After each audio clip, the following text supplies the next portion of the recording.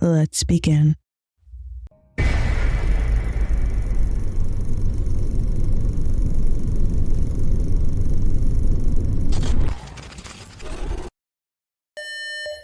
Warning, warning, warning. The following was leaked anonymously to my church's email list. I'm kind of freaking out. I'm sharing here anonymously in case stuff goes south. As of now, I'm still probably going to attend. Gentlemen, while I'm looking forward to Sunday's event as much as anyone, I felt compelled to share a rather disturbing letter I received in the mail yesterday.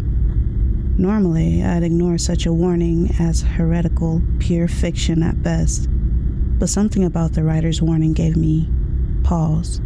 If I'm to be honest, I haven't slept well since reading it, and I've been dreaming of fire. Please see for yourselves. We can put it to a vote on Saturday prior to the event. I trust each and every one of you to exercise your full discretion in this matter. But in the meantime, I'll continue to collect relevant works from parishioners interested in cleansing them from this earth.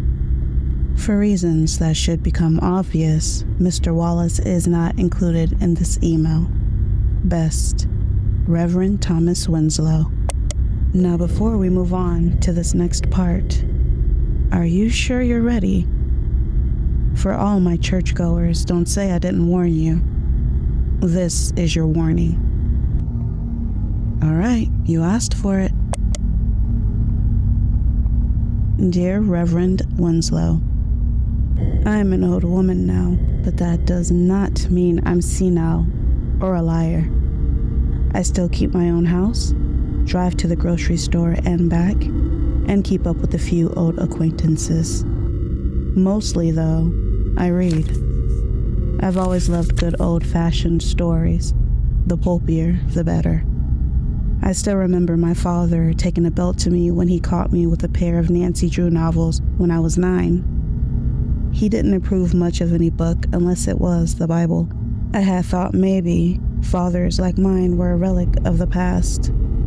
But then I read in the news today about a library getting its funding pulled just down the street, and another one about an upcoming book burning in your church parking lot. Now, normally, I wouldn't be fool enough to try to talk a preacher out of a book burning. You've got your convictions, and I don't suppose much I say is to likely change that. But in this case, you might want to listen. When I was 10, I lived in a little town called Sutherland, not too far from here. You won't find it on any map anymore. My dad raised cattle, and anyone in the county would tell you he was better with steers than people.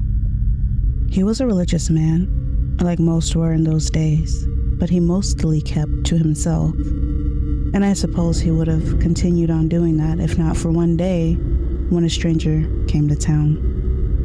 The stranger called himself Mr. Samuels, and he announced himself right in the town square as church got out on Sunday. He was an old, bent little man with a bald head and a neat white beard. He was yelling all sorts of nonsense about filth and obscenity, and I suppose we might not have paid him much heed except that he held up a marvelous prop. A book, larger than any I'd ever seen before, old and fraying at the bindings. "What you see here," he said, "is a book I pray to God you've never heard of before this very moment. Now, friends, I don't speak ancient Egyptian, so you'll forgive me if my translation is a little off. But the title reads something like Prophecies of the Serpent Gods, a truly foul piece of literature full of threats from an ancient cult who stood dead opposed to our Christian forefathers, who worshipped none other than the very snake that tempted Eve and brought wickedness into all our hearts." Come to think of it, I noticed now that his hands were gloved, that he was careful not to touch the book with his bare flesh. Now, friends, I found this book in no other place than your local library, go figure, right next to a dozen other tomes, none quite as evil, but all full of plenty of blasphemy. Now, I've been to a few other towns, all up and down the Rio Grande, and I can tell you that the devil is alive and well and taking a stroll through Texas. Now, I can't tell you if it was him who put that book on that shelf or just one of his servants, but I do know that it has to go. It has to go now. I could tell the crowd around me was getting riled up. It was a painfully hot day, and normally people would have scattered to the shade, but not today. No, they were listening, completely rapt, fanning themselves with their hats and muttering their agreement.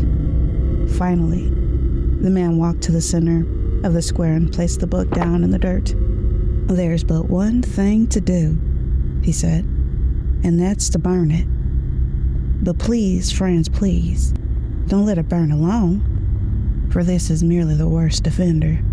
So I'm begging you, go to your houses. Wives, look under your mattresses. Find those filthy books and magazines you've been ignoring. Men, raise your wife's shelves and take those novels. You know the ones with big creases running down the covers, 'cause they're always flipping to page 112 where things gets a little juicy. Because this here is not just a book. It's the start of a pile. Let's show God a real apology here tonight. Let's burn away some sins." Well, wouldn't you know it, they sure took the bait. The crowd dispersed, practically sprinting back to their houses to gather their newly identified smut. The next thing you know, we were back in the living room, my father ranting about our sinful ways, piling up a most particular stack of books. First, there was an old textbook from my dad's high school days, anatomy and physiology, and then a copy of Gone with the Wind that had belonged to my mother before she... I can't say there was much rhyme or reason to anything he'd chosen, just that he chose them. Then finally, he turned to me and told me to bring whatever filth I had hidden in my closet. Indeed, he'd already taken all of my Nancy Drew books, but I'd hidden a copy of To Kill a Mockingbird he didn't know about. "Make me look for whatever you've got in there and you'll be sorry," he said, and his eyes were pure murder. "You're gonna fetch it yourself, and then you'll bring it to the square with me and pitch it into the pile." I was so afraid of him, I did it without him asking twice. By the time we got back to the square, storm clouds had begun to gather, and the town looked dark as dusk. There wasn't a bit of rain, but a hot wind was blowing, and from time to time, we saw lightning illuminate the sky to the north. In the center of the town lay a pile of books you wouldn't believe. Later, I'd learned that a few men had locked Mr. Lewis, the town librarian, in a broom closet and emptied out half the shelves.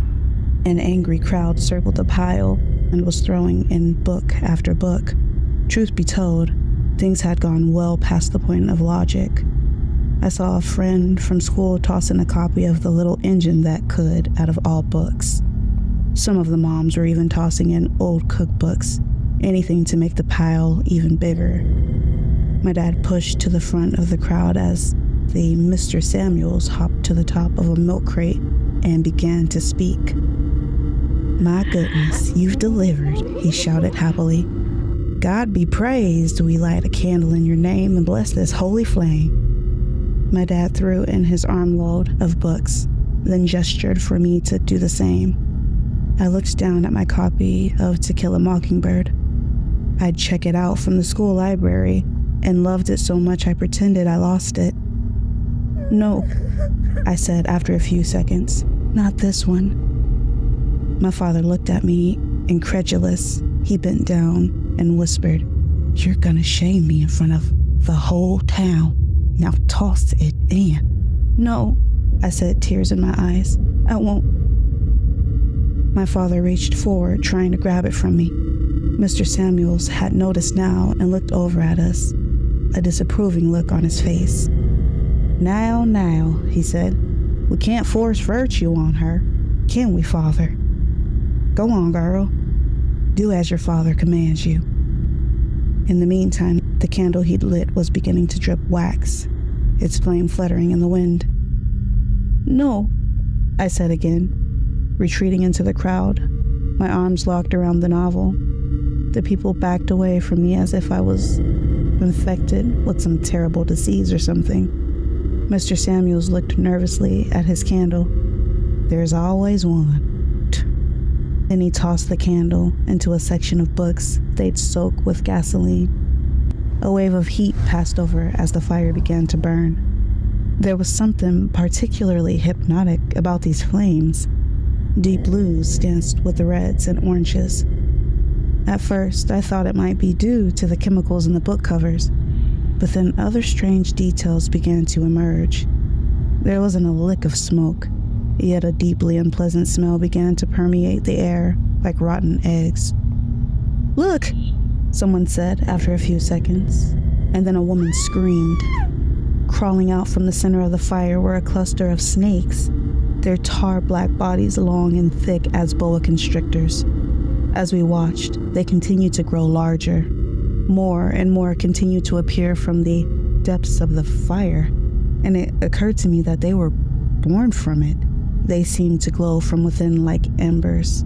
A few in the crowd began to run, but the snakes pursued them, moving faster than any living creature I've ever seen before. I saw a woman try to run, only for a snake to trip her with its body before coiling around her. As it did, I heard the charring of her flesh mixed with the last of her screams, begging for someone to save her.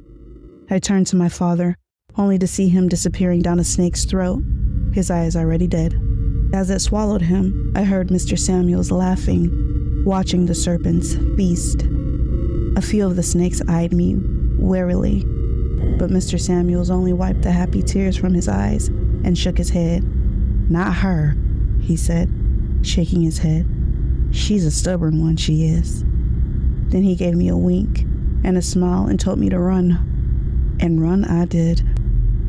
I headed off into the night and didn't stop until I'd reached the highway. Of course, I tried to tell people what I'd witnessed, but I was only 10 after all. A few government types came in and decided the whole thing had been a gas explosion, a real tragedy.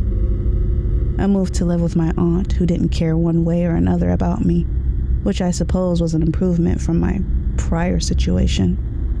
And you can believe me if you want, Reverend Winslow. As I said, I'm an old lady, and no one listens to me. But I remember what I saw, and I'll tell you this. There was a photo attached of your church leadership, all vigorously debating the pros and cons of such an event. And amongst the old men, to spot one I recognized. It was a face that sent a shiver down my spine. Suddenly, I was that terrified little girl again, watching every man, woman, and even child I'd ever known be burnt and swallowed whole. The man was listed in the photo as a Mr. Wallace, but of course, a name is an easy thing to change. I'll never forget that face. Sincerely, Miss Evelyn Brown.